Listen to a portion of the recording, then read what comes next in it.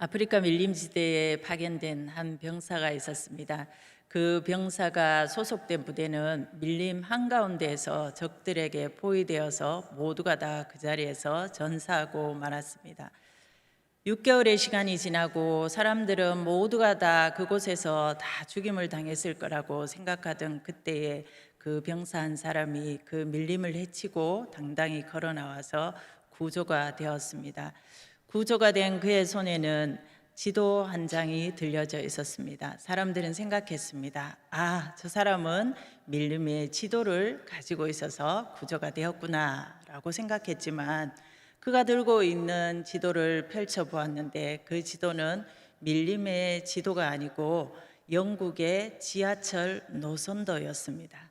그는 그것을 바라보면서 나는 반드시 돌아가서 이 지하철을 타고야 말 거야.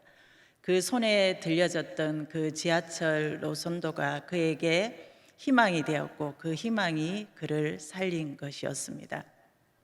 덴마크의 철학자 게르케고르는 사람을 죽음에 이르게 하는 병은 절대 절망이다라고 이야기를 했습니다. 신곡을 쓴 단테는 아무 희망이 없는 것, 그곳이 바로 지옥이다라는 이야기를 했습니다.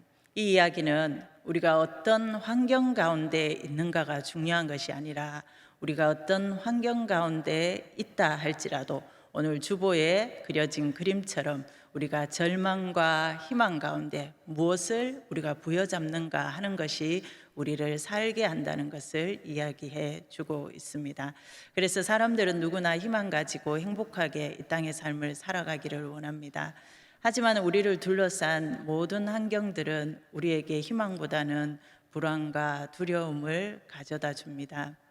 눈을 뜨면 들려오는 많은 이 땅의 소식들은 우리의 마음을 무겁게 하고 힘들게 합니다. 도저히 희망이라고는 찾아볼 수 없다고 생각해서 사람들이 내일 또 무슨 일이 일어날지 불안해하고 또 이런 사회를 피로 사회다라고 이야기를 하기도 합니다. 대학을 졸업하고 또 큰 희망을 가지고 세상으로 나아가야 할 청년들은 대학을 졸업하는 그 시점이 인생 최대의 위기의 순간이라고 이야기합니다. 도저히 희망을 찾을 수가 없어서 이번 생은 망했다, 이생망 이렇게 외칩니다. 오늘 우리가 살펴보려고 하는 하나님의 말씀 속에 나오는 이스라엘의 상황 또한 별반 다르지 않았습니다. 하나님의 무수한 경고에도 불구하고 그들이 우상 숭배를 일삼다가 강대국 바벨론에 의해 멸망을 당하게 됩니다. 예루살렘 도시가 폐허가 되고 그렇게 아름다웠던 예루살렘 성전이 무너지게 되었습니다. 많은 사람들이 끔찍한 죽임을 당하고 또 많은 사람들은 바벨론의 포로로 끌려가게 되었습니다. 모든 희망이 사라진 것 같았습니다.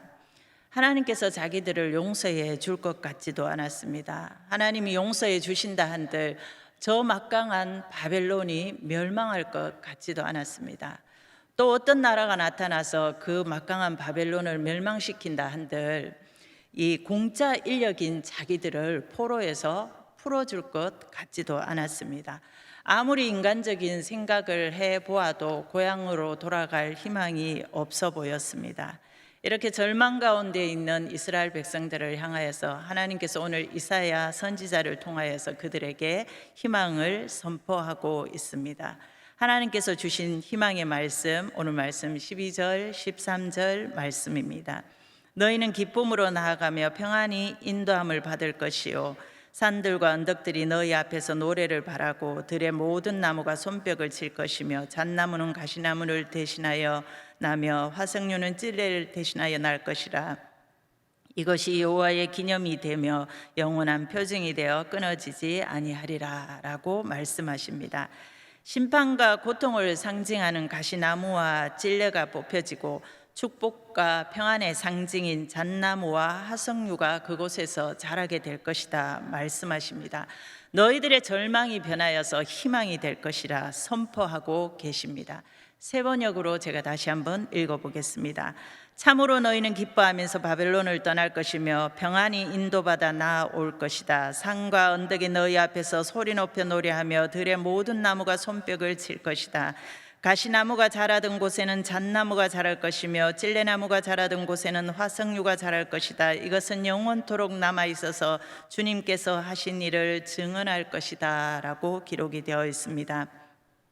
하나님의 은혜로 하나님께서 하나님의 백성을 회복시킬 때 이전의 모든 고통과 두려움은 깨끗이 사라지게 될 것이고 하나님이 주시는 기쁨과 평안과 축복이 가득 차게 될 것이다 라고 선포하고 계시는 것입니다.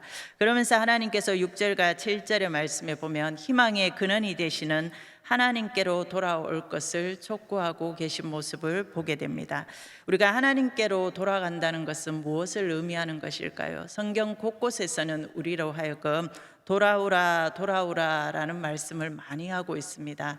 우리가 시간을 되돌릴 수는 없지만 우리의 삶의 방향을 바꾸어 하나님께로 돌아갈 수는 있습니다. 오늘 말씀 7절 말씀에 보면은 악인은 그의 길을 불의한 자는 그의 생각을 버리고 여호와께로 돌아오라라고 기록하고 있습니다. 마치 우리가 샘물을 마시기 위해서는 더러워진 그 컵을 깨끗이 씻고 난 다음에 물을 부어서 마시는 것처럼 거룩하신 하나님께로 돌아갈 때 우리는 악인의 길과 불의한 생각들을 버려야 한다라고 말씀하십니다. 옛사람의 생활 방식, 세상적인 생활 방식, 음란하고 폭력적이고 물질주의적인 사고 방식들, 하나님 외에 의지했던 모든 것들을 내려놓고 우리가 하나님께로 돌아갈 때 하나님께서 잃어버린 희망을 절망에서 희망으로 바꾸어 주시겠다 말씀하십니다. 6절에서 또 이렇게 말씀하십니다. 너희는 여호와를 만날 만할 때 찾으라, 가까이 계실 때에 그를 부르라라고 말씀하시는데, 여기서 찾으라 하는 말은 그냥 대충 찾아봐 이런 뜻이 아니고 간절히 필사적으로 찾아라, 부르라라는 말씀도 큰 소리로 절박함으로 부르짖어라라는 뜻을 가지고 있습니다. 희망이 보이지 않아서 절망의 때라고 말하고 있는 이스라엘 백성들에게 그 절망의 때가 바로 하나님을 찾을 때이고 하나님을 부르고 만날 때라고 그렇게 말씀하고 있는 것입니다. 그래서 돌아오라라고 말씀하시면서 7절 말씀에 보면 돌아오는 사람을 내가 긍휼히 여기고 너그럽게 용서하겠다라고 말씀하십니다. 여기서 긍휼히 여긴다라는 말은 어머니가 마치 그 태중의 아이를 너무도 사랑스럽게 사랑하는 것처럼 또 너그럽게 용서하시겠다라는 말은 어떤 죄를 저질렀든지 그 모든 죄를 조금의 앙금도 없이 완전히 깨끗하게 용서하시고 그렇게 우리를 사랑하시겠다라고 약속하고 계시는 것입니다. 우리가 하나님께로 돌아갈 때에 우리에게 회복될 은혜, 그 희망이 무엇인가에 대해서 예수님은 누가복음 15장에서 탕자의 비유를 통해서 우리에게 잘 설명해 주셨습니다. 아버지에게 2명의 아들이 있었죠. 둘째 아들이 어느 날 아버지에게 이렇게 이야기합니다. 자기 몫의 유산을 달라고 이야기합니다. 아버지가 아직도 살아있는데 자기 몫의 유산을 달라고 하는 것은 아버지를 죽은 사람 취급하는 것이고 해서는 안 될 행동이었음에도 불구하고 이 무례한 아들을 아버지는 꾸짖지 않고 아들의 요구대로 자신의 몫을 주게 됩니다. 아버지로부터 자신의 몫의 유산을 받은 작은 아들이 집을 나가서 허랑방탕하게 생활하다가 가지고 있던 모든 돈을 다 잃어버리게 되고 또 설상가상으로 자기가 있는 그곳에 흉년이 들게 되자 먹을 것이 없어지게 되었습니다. 그래서 이스라엘 사람들이라면 그렇게 싫어하는 돼지를 치는 일을 하면서 돼지가 먹는 열매를 먹으면서 그렇게 살아가고자 했지만 그것마저도 쉬운 일이 아니게 되자 이 작은 아들은 그때서야, 그 절망의 시간에서야 비로소 아버지를 떠올리고 내 아버지 집으로 내가 돌아가리라 라고 결심하게 됩니다. 집 나간 아들을 이제나 돌아오나 저제나 돌아오나 기다리던 아버지는 저 멀리 아들이 돌아오는 모습을 바라보고 저 멀리서도 내 아들인 것을 알고 달려가서 입을 맞추고 목을 껴안고 너무너무 기뻐합니다. 그 아들에게 제일 좋은 옷을 입히고 반지를 끼워주고 발에는 새로운 신발을 신겨줍니다. 그리고 살찐 송아지를 잡아서 이웃을 초청해서 잔치를 벌이면서 공식적으로 이 아들이 내 아들이 되었다는 것을, 아들의 모든 잃어버렸던 지위가 다 회복되었다는 것을 그렇게 사람들에게 알려줍니다. 하나님께서 기뻐하시는 것, 가장 기뻐하시는 것이 바로 집 나간 아들이 하나님께로 돌아가는 일입니다. 우리가 과거에 어떤 삶을 살았던지 문제 삼지 않으십니다. 네가 희망이 없다, 절망이라고 하는 그 시간, 그 때가 바로 하나님께로 돌아올 때이다라고 우리에게 말씀해 주고 계시는 것입니다. 이 절망스러운 환경이 변해서 희망이 되기까지 우리가 두 번째로 기억해야 할 것은 바로 하나님의 시선으로 상황 바라보기입니다. 우리가 살다 보면 이해할 수 없는 일들이 우리 삶에서 참 많이 일어납니다. 그래서 참 많이 의문이 생기기도 합니다. 내가 뭐 특별한 것 하나님께 기대하지도 않았습니다. 그저 믿지 않는 사람들보다 조금은 믿는 사람처럼 살아서 하나님의 영광을 드러내는 삶을 살아보고자 하는 것이 작은 소망이었습니다.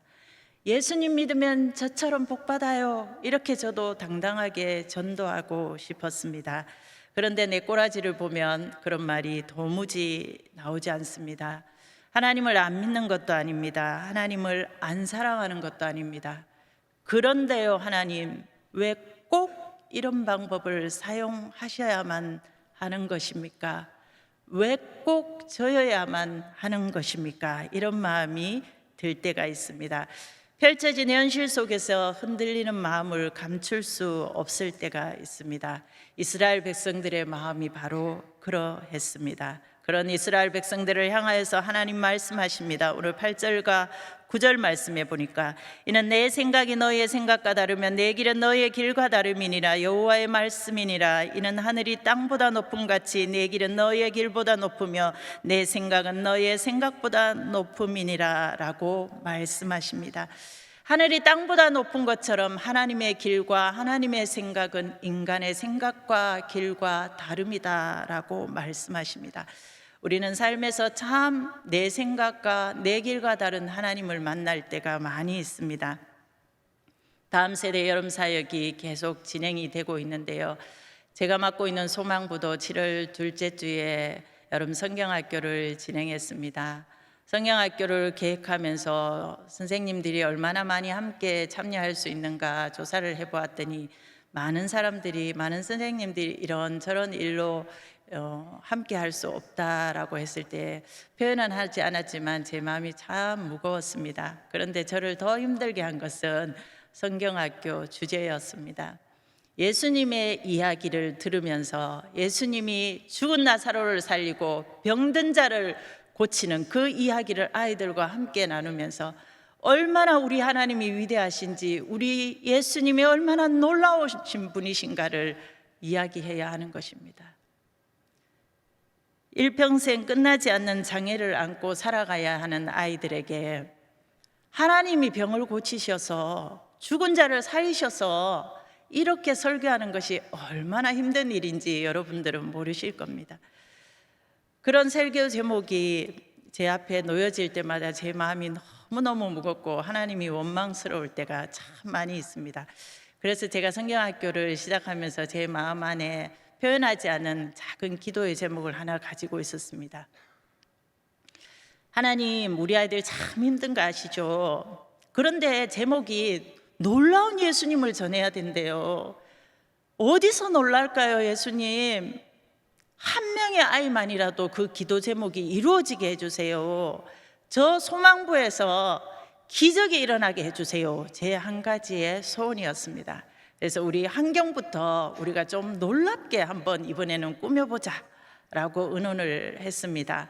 또 많은 선생님들이 또 재정적으로 또 지원을 해주겠노라 약속하셔서 우리가 한 번도 해보지 않는 일들을 하기로 했습니다. 이제는 재정 걱정하지 말고 우리도 다른 부서들처럼 풍선을 좀 빵빵하게 그렇게 달고 또 우리 한 번도 사용해 보지 못한, 비싸서 사지도 못했던 그 헬륨 풍선을 하늘에 한가득 달아놓고 우리 아이들이 소망부실로 들어올 때 우와, 이곳이 천국이구나, 우와, 놀랍다, 이렇게 소리칠 수 있도록 우리가 준비하자고 계획했습니다. 금요일 날 저녁에 선생님들이 모였습니다. 헬륨 가스를 넣고 풍선을 불면서 우리 선생님들 한 분 한 분이 너무 어린아이들처럼 즐거워하는 거예요. 작은 풍선을 불어서 머리띠를 하는 선생님들도 계시고 정말 어린아이처럼 마냥 즐거워하는 선생님들 모습 보면서 제가 생각했습니다. 됐다, 이제 끝났다. 내일 아침이면 우리 친구들 이곳으로 들어올 때 깜짝 놀랄 거다. 그래, 예수님이 이렇게 깜짝 놀라신 분이야 라고 내가 당당하게 설교해야지 라고 밤잠을 설쳤습니다. 그리고 그 다음날 아침 제가 1등으로 왔습니다. 그런데 놀라운 간격이 제 눈앞에 펼쳐졌습니다. 어젯밤 달아놓았던 그 모든 풍선이 하나도 남김없이 땅에 널브러져 있는 것입니다. 헬륨 가스가 빠진다는 사실을 미처 생각하지 못했던 것이지요. 이렇게 황망스럽게 성경학교를 시작했습니다. 그런데 성경학교가 끝나고 제 기도의 제목이 이루어졌을까요? 대답을 안 하시는 거 보니까 기대를 많이 안 하시는가 보네요. 네, 여전히 지난주에도 우리 아이들은 마치 예배실이 제 집인 양 화장실을 가고 싶으면 옷을 홀라당 벗어 던집니다. 네, 예배의 기쁨이 너무 기뻐서 예배 드리는 내내 소리를 질러댑니다. 예, 변한 거는 하나도 없었습니다. 하지만 우리 성경학교를 지나는 동안 우리 선생님들과 저는 하나님의 놀라운 은혜를 경험했습니다. 마지막 저녁 시간에 우리 부모님들을 초청했습니다. 우리 부모님들을 초청했더니 안 믿는 부모님들이 부부 동반해서 손잡고 오셨습니다. 우리 부모님들과 함께 우리 아이들 어린 시절부터 이렇게 지금까지 자라온 모습들을 영상으로 함께 보면서 함께 기도했습니다. 그리고 교회 식당에서 마치 한 가족처럼 선생님과 담당하는 선생님과 그 아이의 가족들이 함께 자리에 앉아서 가족처럼 식사를 했습니다. 그 자리에 임하신 하나님의 은혜가 얼마나 놀랍고 크든지요. 우리 모두는 감격했고 하나님께 감사를 올려드렸습니다. 그런데 더 놀라운 일은 그 다음 주에 벌어졌죠. 성경학교 기간 동안 봉사자로 함께 섬겼던 선생님들 중에 무려 3명의 선생님이 소망부 교사로 지원하셨습니다. 예, 이쯤 되면 박수를 쳐주셔야 됩니다. 예, 한 분의 선생님 구하기가 얼마나 어려운지 모릅니다. 예, 소망부 하면은 마음에 부담감이 생기나 봐요. 부담감 전혀 안 가지셔도 됩니다. 예, 저는 늘 한소망 교회에서 가장 아름다운 사람들이 모인 곳이 소망부라고 생각하면서 그렇게 사랑하면서 살아갑니다.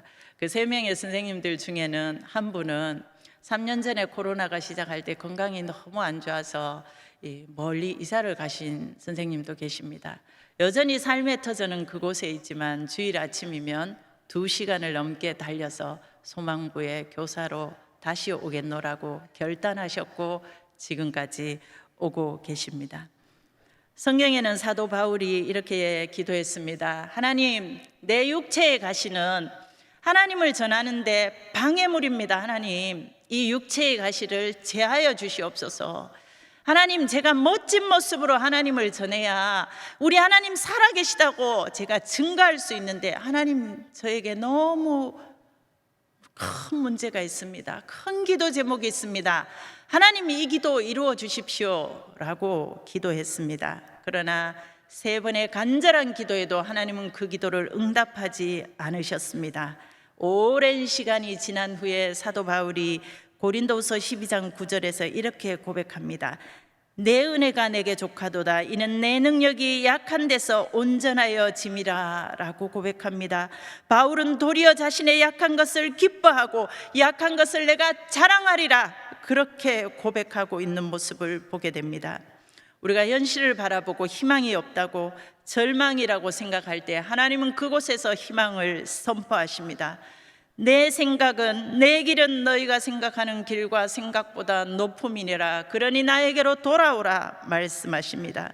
성경에는 이렇게 하나님의 시선으로 자신의 상황을 바라보았던 믿음의 사람들의 이야기로 가득합니다. 창세기에 나오는 요셉은 형제들의 미움을 받아서 애굽의 노예로 팔려갔지만 신실하게 믿음을 지키고 살아갔습니다. 그러나 그 믿음의 결과물은 감옥살이였지요. 형들을 원망할 수도 있었고 하나님을 원망할 수도 있었지만 요셉은 끝까지 하나님의 신실하심을 붙들었습니다. 원망과 절망 대신 하나님의 신실한 약속과 성품을 붙들고 나아가는 요셉을 향하여서 환경은 여전히 변하지 않았지만 창세기 39장에서 계속 반복해서 요셉이 형통하다, 요셉이 형통하다 하나님 말씀하십니다. 그리고 마침내 그 형통이 현실이 되어서 요셉이 애굽의 총리가 되었을 때에 창세기 50장 20절에 보면은 그 형제들을 만났을 때 요셉이 이렇게 고백합니다. 당신들은 나를 헤아려 하였으나 하나님은 그것을 선으로 바꾸사 오늘과 같이 많은 백성의 생명을 구하게 하시려 하셨나니라고 고백합니다. 바벨론의 포로로 끌려간 다니엘 또한 마찬가지였습니다. 그 처한 환경에 동의할 수 없고 절망할 수밖에 없는 환경이었지만 다니엘은 뜻을 정하여서 왕의 음식과 그가 마시는 포도주로 자기를 더럽히지 아니라 하리라 그렇게 결정할 때에 하나님께서 그를 지켜주시고 높여주시고 하나님의 사람으로 사용해 주셨습니다. 예수님께서 가시는 길을 함께하는 제자들도 이해할 수 없었습니다.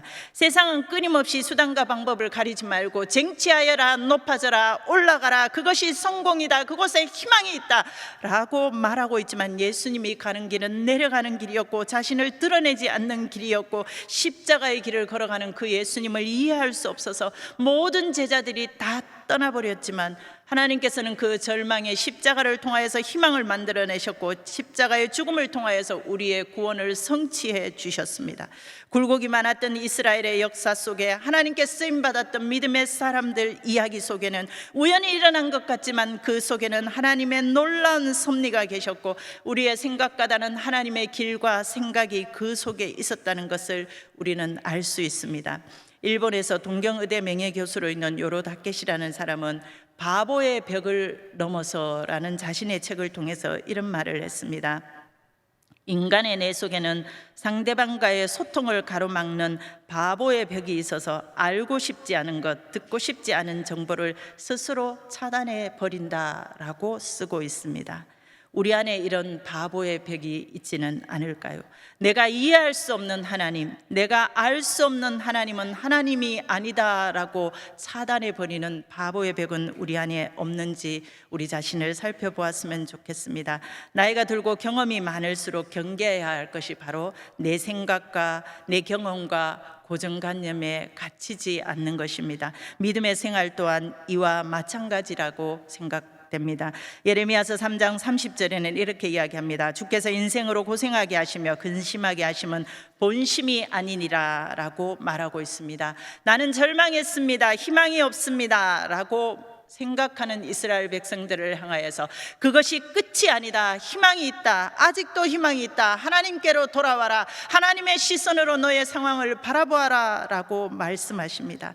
성자 어거스틴은 이렇게 말했습니다. 과거는 하나님의 긍휼에, 현재는 그분의 사랑에, 미래는 그분의 섭리에 맡겨라 라는 이야기를 했습니다.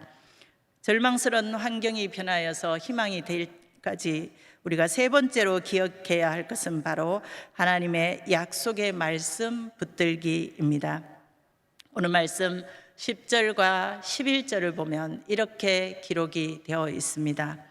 비와 눈이 하늘에서 내려와서 땅을 적셔서 식물을 자라게 하는 그 목적을 이루기까지 다시 하늘로 돌아가지 않는 것처럼 하나님의 말씀 또한 우리를 살리고 회복시키고 다시 희망을 이루는 목적을 이루기까지 하나님께로 다시 돌아가지 않는다라고 약속하고 계십니다. 우리가 생각지도 못했던 곳에서 생각지도 못한 방법을 통하여서 하나님의 말씀은 반드시 성취된다라고 말씀하셨고, 그 하나님의 약속은 실제 이스라엘의 역사 속에서 그대로 이루어졌습니다.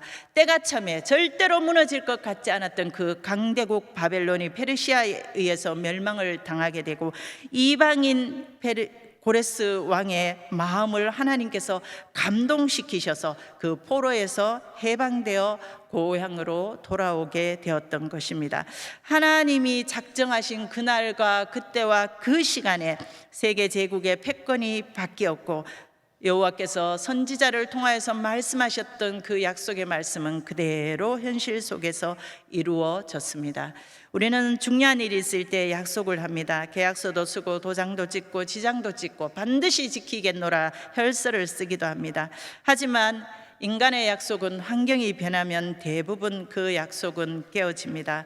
예수님의 수제자라고 자청했던 베드로 또한 모두가 주를 버릴지라도 결코 저는 버리지 않겠습니다 예수님께 약속했지만, 우리는 베드로가 3번이나 예수님을 부인했다는 사실을 알고 있습니다. 이것이 바로 인간의 한계입니다. 근거 없는 그 약속을 하는 그것은 다 이룰 수 없는 것이라는 것을 우리에게 이야기해 줍니다.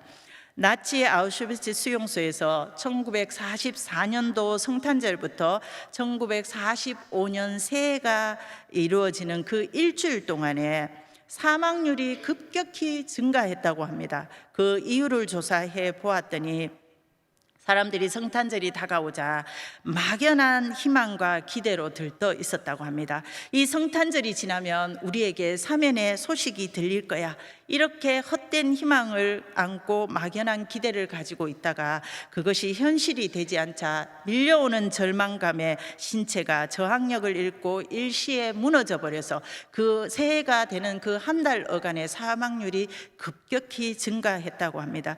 이 이야기는 우리에게 이것을 알게 합니다. 희망은 어렵고 힘든 상황에서도 우리를 살게 하는 힘이 되기도 하지만, 근거 없는 희망은 오히려 해가 되고 독이 되어서 사망에 이르게도 한다는 것입니다. 하지만 우리가 믿는 하나님의 말씀은, 하나님의 약속은 그 말씀에 근거를 두고 있습니다. 1.1핵도 변함이 없는 말씀에 근거를 둔 약속이기 때문에 그 약속은 반드시 이루어질 것입니다. 19세기 이탈리아 출신의 세계적인 바이올린 연주자 니콜로 파가니니의 예화를 많이 들어보셨을 것입니다. 그가 프랑스에서 연주를 할 때 바이올린의 한 줄이 툭 하고 끊어졌습니다. 그래도 침착하게 또 연주를 해나가는 중에 2번째 줄이 또 툭 하고 끊어지자 사람들이, 관중이 술렁이기 시작했습니다. 하지만 이 파가니니가 아주 침착하게 2줄을 가지고 연주를 하는 중에 마지막 3번째 줄이 툭 끊어지고 이제 남은 것은 마지막 한 줄밖에 남지 않았습니다. 사람들은 생각했습니다. 그토록 콧대 높게 자기가 자랑하던 이 오늘 파가니니가 망신을 톡톡히 당하는 날이 오늘이구나, 이렇게 생각하고 그를 지켜보고 있었는데, 그는 그 마지막 한 줄을 가지고 멋진 연주를 해냈습니다. 사람들은 열광적인 박수를 보냈습니다. 그 음악 인생의 그 순간이 가장 불행하고 가장 위기의 순간이었지만, 그는 그 마지막 남은 한 줄 그 희망을 부여잡고 끝까지 그 연주를 해냈던 것입니다.